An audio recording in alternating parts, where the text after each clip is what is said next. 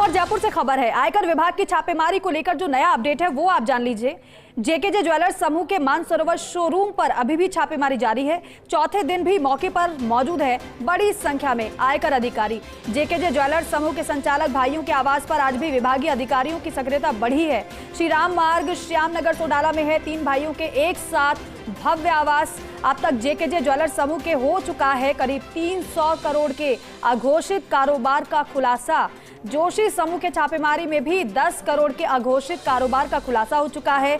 आयकर विभाग की अन्वेषण शाखा कर रही है छापेमार कार्रवाई और लगातार ये कार्रवाई जारी है। और किस तरीके से इस कार्रवाई को अंजाम दिया जा रहा है वो हर एक तस्वीरें हम आपको लगातार दिखा भी रहे हैं और साथ ही साथ अपडेट भी दे रहे हैं। एसोसिएट एडिटर विमल कोठारी जी हमारे साथ लाइव जुड़ रहे हैं, उनका रुख करते हैं। विमल जी, आज क्या नया अपडेट है?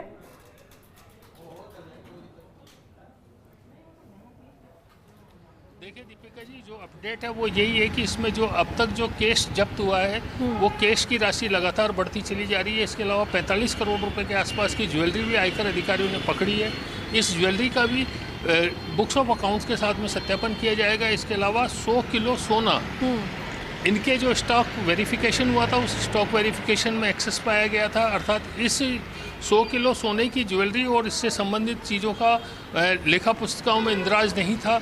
इस आधार पर यह भी माना जा रहा है कि इस राशि को लेकर भी आयकर विभाग जेकेजे समूह के खिलाफ और कड़ी कार्रवाई करेगा और आयकर विभाग की कार्रवाई के कारण जेकेजे समूह के जो संचालक भाई हैं और इनके जो रिश्तेदार हैं जो इनके शोरूम्स वगैरह संभालते हैं, इनकी मुसीबतें बढ़ेगी जी। अभी इस समय हम मानसरोवर में जो मध्यम मार्ग है, मध्यम मार्ग वो स्थान मानसरोवर का है जिसे हार्ट ऑफ द मानसरोवर कहा जा सकता है।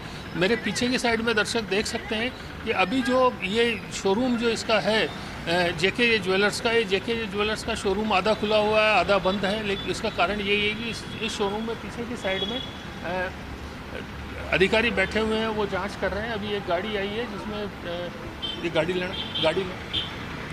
एक गाड़ी आई है जिसमें कोई एक अधिकारी और हो सकता है इसमें शायद जेकेजे समूह से जुड़े हुए कुछ लोगों को लेकर के आयकर अधिकारी आए हों, लेकिन वो मीडिया को देख करके वापस रवाना हो गए और ये गाड़ी जाती हुई दर्शक देख सकते हैं। इस समय वापस ये चले गए, लेकिन अभी जो कार्रवाई चल रही है कार्रवाई इस समय भी जारी है। आज चौथे दिन ये शोरूम के ताले आधे खुले हुए हैं और कारोबार नहीं हो रहा है। दर्शक देख सकते हैं अंदर की साइड में जैसे कुछ अधिकारी गार्ड पुलिस वगैरह खड़ी हुई है। अभी भी यहाँ पे कोई कारोबार नहीं हो रहा है, लेकिन जो स्टॉक्स की गणना हुई थी, स्टॉक्स की गणना का कार्य पूरा कल रात को हो चुका है और अभी यहाँ पे जो दस्तावेज मिले उन दस्तावेजों को आयकर अधिकारी खंगाल रहे हैं। जो जानकारी मिली है वो यही है कि ये जो इनकम टैक्स की रेड चल रही है ये रेड अभी जारी रहेगी और इस रेड के जारी रहने के कारण से हो सकता है 1-2 दिन और जेकेजे समूह का कारोबार बाधित रहे। एक खास बात ये भी बताना चाहूँगा कि अक्षय तृतीया जिस दिन सबसे बड़ी जी विमल जी बात को पूरा करिएगा। तृतीया को सबसे ज़्यादा ज्वेलरी का कारोबार होता है, लेकिन ये अक्षय तृतीया को ज्वेलरी का सबसे ज़्यादा कारोबार होता है, लेकिन ये अक्षय तृतीया जेकेजे समूह पर भारी पड़ेगी क्योंकि जेकेजे समूह के यहाँ अभी भी इनकम टैक्स की रेड चल रही है और रेड के कारण से उनका कारोबार भी बाधित है। जी दीपिका जी बिल्कुल। और विमल जी एक बात और, क्योंकि जेकेजे समूह की बात करें तो 300 करोड़ का अघोषित कारोबार का खुलासा अभी तक हो चुका है, तो क्या इससे भी ज्यादा ये राशि और ये संख्या जा सकती है? और किस तरीके से समूह के, जिस तरीके से आपने बताया कि जो रिश्तेदार भाई हैं उनकी परेशानियां बढ़ेंगी, तो कैसे परेशानियां बढ़ेंगी? क्योंकि जिस तरीके से अघोषित कारोबार का खुलासा हो रहा है ऐसा लग रहा है कि जांच और कार्रवाई यहीं तक थमने नहीं वाली है, आगे भी जाएगी।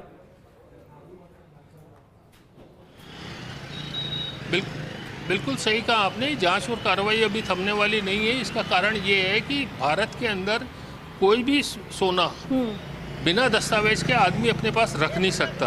अब चूंकि इनके पास 100 किलो सोने का हिसाब नहीं मिला है, इसका अर्थ ये भी लगाया जा सकता है कि जो सोना इनके पास आया वो सोना वैधानिक रूप से नहीं आया है और वैधानिक रूप से सोना नहीं आने के कारण से इस बात की पूरी संभावना है कि आने वाले समय में जेकेजे समूह के ऊपर कस्टम्स की या DRI directorate of revenue intelligence का शिकंजा भी कसा जा सकता है। एक और खास बात ये भी है कि जेकेजे समूह के यहाँ आयकर छापेमारी में जो इसके मुख्य संचालक भाई और मुख्य जो कर्ता धर्ता हैं उनके मोबाइल फोन जब्त किए हैं। उस मोबाइल फोन्स के अंदर हवाला से किए गए लेन देन के इंदराज भी दर्ज है। इस आधार पर यह भी माना जा सकता है कि इस मामले में हो सकता है आने वाले समय में ED की कार्रवाई भी हो सकती है। इसके अलावा दर्शकों को एक जानकारी और देना चाहूंगा कि मध्यम मार्ग पे जिस जगह अभी जेकेजे का शोरूम है, इसके ठीक सामने की साइड में एक नई बिल्डिंग बन रही है। मैं अपने कैमरामैन साथी इकबाल को कहूँगा वो इस बिल्डिंग का नज़ारा भी दर्शकों को दिखाए।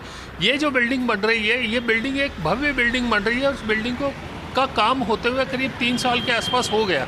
इस बिल्डिंग का काम अभी पूरा नहीं हुआ है, लेकिन ये माना जा रहा है कि ये बिल्डिंग भी जेकेजे समूह के संचालकों की ही है और इस बिल्डिंग में इन्वेस्टमेंट जो हुआ है, इस बिल्डिंग में जो भी अंदर इंटीरियर वगैरह का काम हुआ होगा वो काम बहुत ही भव्य तरीके से किया गया है। ये माना जा सकता है कि हो सकता है जेकेजे समूह के संचालकों ने अपनी काली कमाई को इस बिल्डिंग के माध्यम से ठिकाने लगाया हो। चूंकि अभी कार्रवाई जारी है, दस्तावेज खंगाले जाना बाकी है और उन दस्तावेजों का आयकर अधिकारी अभी विश्लेषण करेंगे। इस आधार पर यह माना जा सकता है कि इस पूरी कार्रवाई में हो सकता है आने वाले समय में कुछ और बड़े और चौंकाने वाले खुलासे भी हो। जी दीपिका जी। बिल्कुल विमल जी, एक बात और, जिस सोने का जिक्र आप कर रहे हैं, 300 करोड़ का अघोषित कारोबार की बात आप कह रहे हैं जिसके सबूत मिले हैं, मान लीजिए अगर इसका ब्यौरा नहीं मिल पाता है तो फिर क्या कार्रवाई होगी?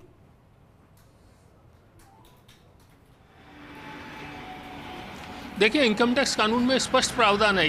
यदि करदाता आगे होकर के इनकम टैक्स के सामने आकर के अपनी अघोषित आय के ऊपर टैक्स चुकाता है तो उसके ऊपर रेट ऑफ टैक्स की जो रेट ऑफ टैक्स है वो कम होती है। लेकिन यदि आयकर अधिकारी जाकर के छापेमारी करते हैं और उस छापेमारी में वो काली कमाई या अघोषित कारोबार पकड़ा जाता है तो उसके ऊपर टैक्स की जो रेट है वो कम से कम 3 गुना से ज़्यादा हो जाती है। ऐसी स्थिति में ये भी हो सकता है कि जेकेजे समूह के जो संचालक हैं उनके ऊपर भारी टैक्स की लायबिलिटी आ सकती है।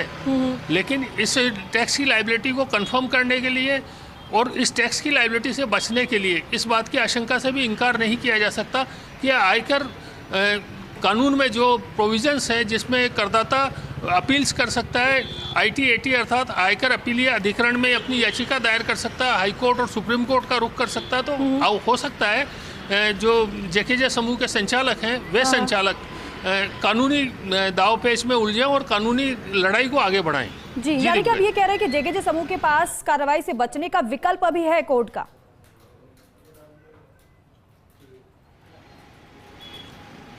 नहीं, विकल्प नहीं है। कार्रवाई से बचने का कोई विकल्प नहीं है, लेकिन टैक्स से बचने का विकल्प जरूर ये है कि वो कोर्ट का रुख कर सकते हैं या अपील्स का जो सिस्टम बनाया हुआ है उस अपील्स का रुख कर सकते हैं। विमल जी, एक बात और, कार्रवाई से कोई नहीं बच सकता। कार्रवाई तो शुरू हो गई, कार्रवाई खत्म होने के बाद ही पता लगेगा कि इस पूरी कार्रवाई में बिल्कुल इस पूरी कार्रवाई में क्या कुछ रहा है और कार्रवाई पूरी होने के बाद पता चलेगा। लेकिन ये बात होगी जेकेजे समूह की। लेकिन विमल जी, जोशी समूह की अगर बात की जाए, 10 करोड़ का अघोषित कारोबार वहां से भी पता चला है, तो ये 10 करोड़ के अघोषित कारोबार में क्या क्या पता चला है?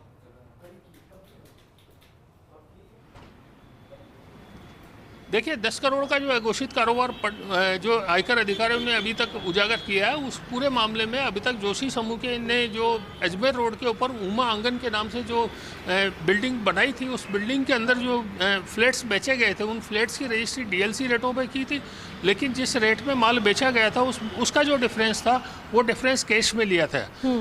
इनकम टैक्स अधिकारियों ने अपनी रेड के अंदर जोशी समूह के यहाँ एक हार्ड डिस्क बरामद की है। उस हार्ड डिस्क के अंदर इस तरह के कैश लेन देन से संबंधित सारे इंदिराज दर्ज है। इस आधार पर अभी तक 10 करोड़ की कैलकुलेशन हुई है, लेकिन ये भी माना जा सकता है कि जो 10 करोड़ की राशि है, 10 करोड़ की राशि और आगे बढ़ सकती है। ये कितनी बढ़ेगी, ये सारी कैलकुलेशन और जांच पूरी होने के बाद पता लगेगा। एक खास बात और बताना चाहूँगा कि जोशी समूह के यहाँ से एक पैसे करके एक ऐप का भी इन्होंने जोशी समूह ने ऐप बनाया था, जो मोबाइल गैम्बलिंग के लिए इंटरनेशनल स्तर के ऊपर यूज़ करने की इनकी योजना थी। हालांकि अभी उस ऐप का रजिस्ट्रेशन और उसका जो डोमेन रजिस्ट्रेशन इंटरनेशनल लेवल पे जो होना था वो नहीं हुआ है। उससे पहले ही इनकम टैक्स की कार्रवाई होगी, इसलिए वो ऐप अभी एप्लीकेबल नहीं हुआ है। लेकिन ये भी एक बड़ा खुलासा इनकम टैक्स की कार्रवाई में हो चुका है। जी। इसके अलावा जोशी समूह के लोगों के बारे में ये भी बताया जा रहा है कि ये लोग मटका कारोबार अर्थात अवैध रूप से गैम्बलिंग के अंदर भी लिप्त रहे हैं। अभी इसमें कितना लिप्तता रही है और कैसे लिप्तता रही है, कितनी राशि की लिप्तता रही है, ये सब जाँच के बाद पता लगेगा। अभी भी कार्रवाई जारी है। उम्मीद ये की जा रही है कि हो सकता है आजकल में जोशी समूह की कार्रवाई समाप्त हो जाए, लेकिन जेकेजे समूह की जो कार्रवाई है, इस कार्रवाई को अभी 2-3 दिन कम से कम और लगेंगे। और 2-3 दिन कार्रवाई का बढ़ना वाकई में बड़ी बात हो जाती है। लेकिन विमल जी, इस तरीके से जब IT के छापे पड़ते हैं तो कैसे आगे प्रक्रिया रहती है? यहाँ पर छापामार कार्रवाई चल रही है, सब कुछ अभी तक जब्त किया जा रहा है, चेक किया जा रहा है, अघोषित कारोबार का पता जो चला है उसके बारे में और भी जांच पड़ताल की जा रही है। लेकिन आगे क्या रहता है, किस तरीके से मुसीबत बढ़ सकती है जेकेजे समूह की?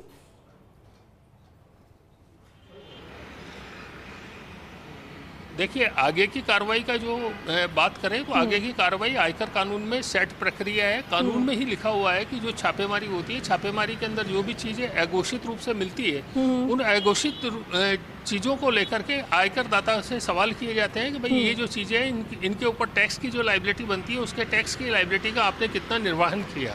टैक्स की लायबिलिटी का निर्वहन नहीं किया गया तो आयकर विभाग उस करदाता के खिलाफ डिमांड निकालता है। फिर उस डिमांड को चैलेंज करने का करदाता को अधिकार होता है और वो चैलेंज करने की कई प्रक्रिया है, जिसके बारे में अभी थोड़ी देर पहले मैंने चर्चा की थी, जिसमें आयकर विभाग के अंदर ही जो इनकम टैक्स कमिश्नर अपील है उनके अपील दायर हो सकती है। अपील के बाद में ITAT अर्थात आयकर अपीलीय प्राधिकरण है, जहाँ पर भी अपील दायर हो सकती है और उसके बाद में हाई कोर्ट या सुप्रीम कोर्ट का रुख करदाता कर सकता है। ये एक सेट प्रक्रिया है जो कानून में करदाताओं के हितों की रक्षा के लिए दी गई है। लेकिन इस सेट प्रक्रिया का कई बार जो चतुर करदाता होते हैं वो दुरुपयोग भी करते हैं और मामले को लंबा खींचते चले जाते हैं। लेकिन इसमें जो मामले को लंबा खींचते हैं और उनके खिलाफ यदि पुख्ता प्रमाण है तो उनको नुकसान ही होता है, क्योंकि जो देय आयकर होता है उसके ऊपर ब्याज की जो जिम्मेदारी होती है वो लगातार बढ़ती चली जाती है।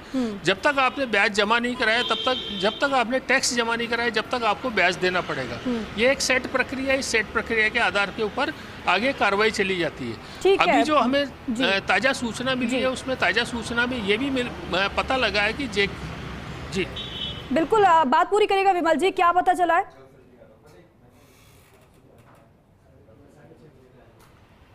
जो नई ताज़ा सूचना मिली है उसमें ये भी जानकारी मिली है कि JKJ समूह के संचालक भाइयों में से एक व्यक्ति कई बार विदेश गया है और उसने विदेश के अंदर जो ऑक्शन हाउसेज हैं उन ऑक्शन हाउसेज के अंदर कई बेशकीमती रत्नों की और मोतियों की खरीद की है और उन रत्नों और मोतियों की बिक्री राज्य के प्रतिष्ठित परिवारों को की है। जो सर्वर पर डाटा आयकर अधिकारियों ने अभी हासिल किया है उसमें इस बात की पूरी संभावना है कि ये जो बड़े स्तर के ऊपर जो लेन देन हुआ है जिसमें यूनिक किस्म के और एंटीक किस्म के जो रत्न और आभूषण और इसके अलावा मोती आदि जो खरीद करके बेचे गए हैं उसके संबंध में भी हो सकता है आयकर विभाग के अधिकारी अपना दायरा बढ़ाएं। एक खास बात ये भी है कि जो सर्वर के ऊपर जो सॉफ्टवेयर और एप्स के ऊपर जो ज्वेलर्स अपनी सेल और परचेज से संबंधित पूरा विवरण रखते थे उसको भी आयकर अधिकारियों ने क्रैक करने की बड़ी सफलता मिली है। और ये क्रैक करने का मतलब ये हुआ कि जो भी जयपुर के ज्वेलर इस तरह के सॉफ्टवेयर सर्वर या क्लाउड के ऊपर